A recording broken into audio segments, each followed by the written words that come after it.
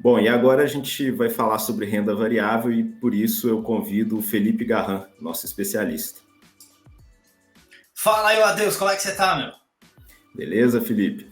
Bem, tudo bem, graças a Deus. Vamos lá, então. Vou te pedir uma gentileza, já compartilha aí aquela apresentação marota que a gente sempre mostra aí.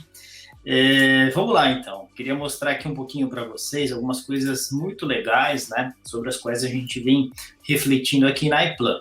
Eu já começo aqui com um gráfico pesado, né, já para convencer vocês que tudo que o Felipe Martins falou é muito legal em renda fixa, mas a gente tem que colocar um olhinho aí em renda variável também, né? Então dá uma olhada nisso aqui, olha que interessante.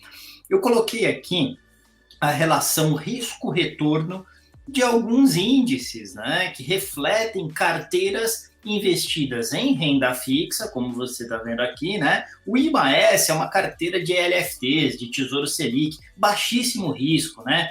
Tá vendo esses números aqui? 0, 5, 10, 15, 20, 25, 30? Isso é a volatilidade de uma carteira específica, tá certo? Então, uma carteira que é composta de Tesouro Selic ou LFTs, aquele título que vai te pagar a taxa Selic, tem uma volatilidade muito baixa, está muito perto aqui do zero, tá vendo?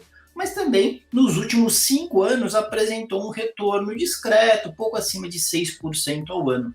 Né? Se você tivesse feito uma carteira de debentures, você teria tido uma rentabilidade um pouquinho melhor, esse IDADI então é de debentures, tá certo? Teria ganho um pouquinho mais. Se você tivesse colocado uns papéis atrelados à inflação, IPCA, teria ganho um pouco mais, papéis de vencimento menor que 5 anos. Um pouco de pré-fixado, teria ganho mais, ó, tá subindo aqui no eixo, tô subindo, tá vendo? Bom, se você tivesse colocado papéis de inflação longos, ou então esse título pré-fixado lá para 2027, um ganho maior, mas também um risco maior, né? Uma volatilidade maior.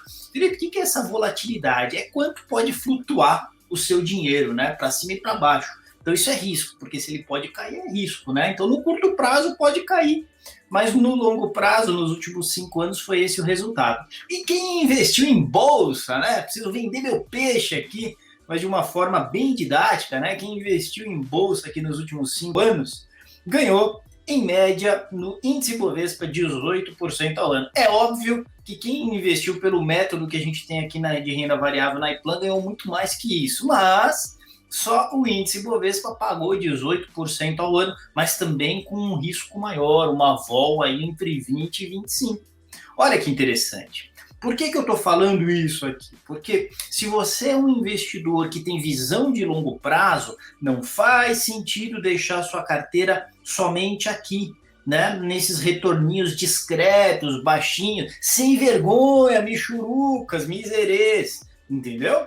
Então, uma carteira bem diversificada é uma carteira que vai ter isso aqui, tem que ter para dinheiro que você vai usar mais no curto prazo, para reserva de emergência, mas para o longo prazo você vai alocar a grana aqui. Bovespa eu não pus aqui os fundos imobiliários, podia ter posto, que vai estar numa vol menor e num retorno menor também do que o Bovespa. Mas a gente precisa puxar um pouco para a renda variável, para os investimentos de longo prazo. Isso é muito importante, tá? Então, estou deixando aqui esse gráfico para vocês entenderem isso. E olha, essa equação, ela é transadíssima, ela é show de bola, ela mostra o seguinte, opa, fico mudando aqui sem querer. Ela mostra que para cada pontinho a mais de risco que você assume, você ganha 0,46% ao ano de rentabilidade na sua carteira. Olha que delícia! Então, se você é um cara que tem medo de tudo nos investimentos, você vai ficar por aqui. Vai ganhar aqui em torno de 8% ao ano, ou ganhou nos últimos 5 anos em torno de 8% ao ano. Se você é um cara mais animadinho para o risco, que topa pegar pontos de risco, a sua rentabilidade vai subindo nessa proporção, 0,5% ao ano para cada pontinho de volatilidade a mais. Então, se você tiver uma carteira bem balanceada, mais ou menos aqui no meio, uma vol de 15 na sua carteira, por exemplo, você teria tido algo acima de 14% ao ano de rentabilidade. Isso é um treco bem legal, porque a cada 4, 5 anos você dobra o seu patrimônio. Beleza? Então põe isso na sua cabeça, uma carteira bem balanceada é essa carteira que vai colocar alguns ativos de risco que vai gerar bastante rentabilidade para você no longo prazo. E lembre o seguinte, a gente não fica indicando de forma geral os ativos aqui para você, mas se você virar cliente nosso, a gente monta uma carteira de acordo com o seu perfil de risco para tentar puxar você um pouquinho mais para cá, e aí vai depender do perfil de risco, tem cara que vai estar bem perto aqui, tem cara que vai estar mais para cá, e com isso a gente vai conseguir gerar uma rentabilidade muito boa, que vai fazer muita diferença em 5, 10, 15 anos aí nos seus investimentos, beleza? Muito bem. Bom, então, dada a aulinha de hoje, que é muito importante, né? Vamos aqui ao que aconteceu na semana passada, né? Bom, antes de falar da semana passada, a gente tem no ano o índice de materiais brutos, né? Das commodities, continuando liderando a bolsa, 25,99 acumulado no ano, esse índice. São aqueles índices mais voltados a commodities, Vale, as mineradoras, CSN, Gerdau e assim por diante, né? Alta no dólar, alta no preço das commodities, principalmente, tem levado a um belo desempenho nas carteiras que estão aplicadas nesses ativos de commodities, né? Basicamente minério de ferro, siderurgia, carne e assim por diante, tá? Então, as commodities. E aí, o que a gente tem? A gente tem o BDRX continua com bom desempenho por conta da Bolsa Americana, né, que tem desempenhado bem, o dólar também desempenhou bem nos últimos tempos, e isso deu uma turbinada boa nas BDRs aqui no mercado brasileiro. E a gente tem lá atrás, né, na rabeira, né, índice de energia elétrica e o índice do setor imobiliário performando mal esse ano, mas que na semana passada a gente teve algo um pouquinho diferente do que vinha sendo, né? Então depois eu volto nessa aqui, dá só uma olhada aqui, olha o que aconteceu na semana passada. Na semana passada a gente teve um bom desempenho, como você pode ver aqui, uma barrinha me atrapalhando, sai barrinha. Calma aí, pessoal. Então, tá vendo minha tela aí, Matheus? Tá tudo certinho?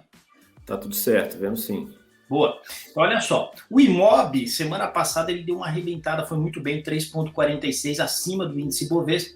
O índice Bovespa foi 0,42, praticamente um pouquinho acima do 0 a 0, não dá para falar que foi 0 a 0 numa semana, 0,42, né? Mas o Imob deu essa arrepiada por quê? Porque a perspectiva de tirar os fundos imobiliários da reforma tributária passou a ter uma probabilidade maior. Então, isso acontecendo, aquelas empresas do setor imobiliário que vinham sofrendo, né, porque você passaria a ter uma tributação para fundos imobiliários, e isso talvez secaria um pouco os recursos que vão para essas empresas, havia uma preocupação, agora parece que estão tirando esse bode da sala, né? Então o fedor vai ficar menor, e com isso o mercado deu uma animadinha no setor imobiliário, por isso a gente teve esse aumento de 3,46. Mesma coisa o IFIX, 2,87, não sei se você se lembra, mas o IFIX é aquele índice que congrega os fundos imobiliários. Então, IMOB é as ações do setor das empresas do setor imobiliário.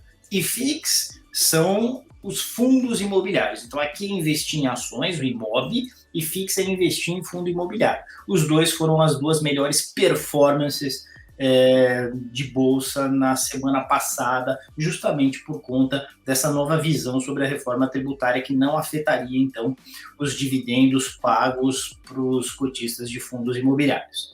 Beleza? Muito bom. Quando a gente olha aqui no ano, a gente vê que nessa relação risco e retorno, que eu gosto muito, sempre mostro isso, o IMAT realmente é o que tem arrebentado, né? Uma vol razoável entre 25 e 27, um risco entre 25 e 27, mas um retorno acima de 25% no acumulado do ano, o que é bem interessante, e IMOB realmente não tem performado bem no ano como um todo. Legal, muito bom. Setor elétrico, a gente continua bem de olho, né? Semana passada a gente teve uma boa semana para o setor elétrico, uma certa recuperação. Por que a gente está tão de olho? Porque a gente considera um setor vital para a economia e por conta da crise hídrica. Se a gente tiver uma crise hídrica, isso pode, de uma forma muito forte, afetar o PIB do nosso país, a recuperação econômica pós-Covid, né? Muito bom, né? Já pode parar de compartilhar aí, meu querido Matheus. E vamos conversar um pouquinho agora somente sobre as perspectivas para essa semana, mais de curto prazo, né? Vamos falar um pouquinho sobre o que vem por aí.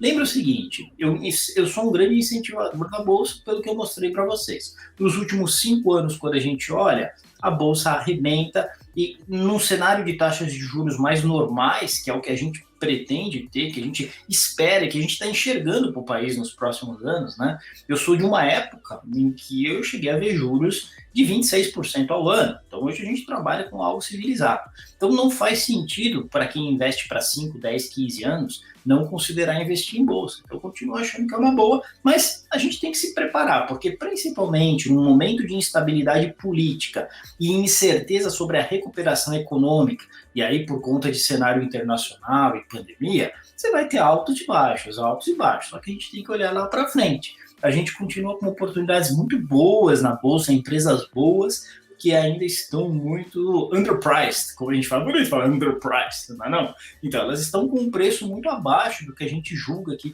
seria o preço-alvo daquelas ações, tá? Mas esperem bastante volatilidade. Hoje mesmo, a gente tem lá o ETF no mercado americano que reflete o mercado brasileiro, né? Que mostra o que seria o mercado brasileiro, e ele já abriu uma forte queda hoje lá no mercado americano, né? Recuando algo em torno de 1,3%, para vocês terem uma ideia, por conta exatamente dessas incertezas políticas e de recuperação econômica. Tá? No mais, o que a gente tem é monitoramento dessa variante Delta da Covid-19, dependendo da nova progressão da pandemia e da eficácia percebida das vacinas, isso pode gerar aí um certo desânimo em relação à recuperação econômica e o preço dos papéis como um todo vai sofrer. E soma-se a isso no mercado brasileiro, tá? Para a gente encerrar, o fato de que há uma instabilidade política. Semana passada ela foi boa em parte porque o presidente estava internado, né? Então parece que a gente teve uma trégua aí política de diversos tipos, né? E, enfim, o presidente respondendo menos, falando menos no Twitter, também a CPI andou de uma forma mais lenta na semana passada, enfim. Você vê que tudo isso dá um tempero ao que acontece no mercado de ações. Mas se você é um cara que tem grana, um cara ou uma mina, pode ser os dois, se tem grana para investir para o longo prazo, você deve buscar boas oportunidades na bolsa, e a gente está aí para te ajudar nisso, tá? Entra lá no nosso site, arplan.com.br, faz lá o seu Suitability e a gente vai montar uma classe de mentoria com você, a gente vai fazer uma mentoria com você para te explicar exatamente como que a gente consegue te ajudar fazendo uma carteira muito equilibrada de renda fixa, renda variável e outras classes de ativos. Beleza? Matheus, tudo certo aí? Uma dúvida? Tudo certo. Muito obrigado, Felipe. Um abração. Tchau, tchau.